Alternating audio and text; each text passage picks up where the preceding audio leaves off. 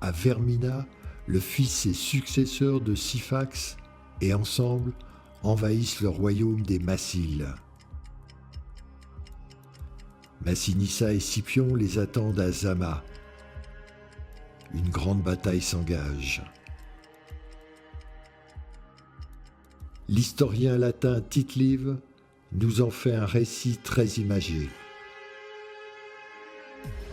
Le choc est terrible et sanglant. Il y a de grandes pertes des deux côtés avant que la bataille tourne à l'avantage de Massinissa et Scipion. Un combat singulier s'engage entre Massinissa et Hannibal.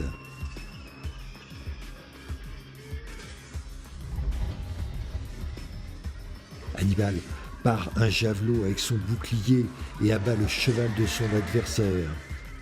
Massinissa se relève et, à pied, s'élance vers Hannibal à travers une grêle de traits qu'il reçoit sur son bouclier en peau d'éléphant. Il arrache un des javelots et vise Hannibal qu'il manque encore. Pendant qu'il en arrache un autre, il est blessé au bras et se retire un peu à l'écart. Sa blessure bandée, Massinissa s'engage dans la mêlée sur un autre cheval. La lutte reprend avec un nouvel acharnement car les soldats sont excités par la présence de leur chef. Hannibal voit ses soldats fléchir peu à peu.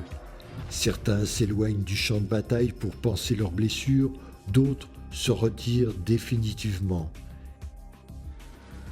Il se porte partout, encourage ses hommes, abat par-ci, par-là ses adversaires, mais ses efforts demeurent vains. Désespéré, Hannibal ne pense qu'à sauver les restes de son armée. Il s'élance alors en avant, entouré de quelques cavaliers, se fraye un chemin et quitte le champ de bataille. Massinissa, qui l'aperçoit, se lance avec son groupe derrière lui. Il le presse, malgré la douleur que lui cause sa blessure.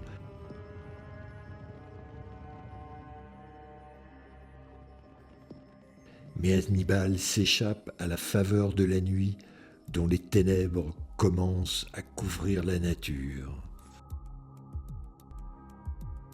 Carthage a perdu la bataille, Carthage a perdu la guerre.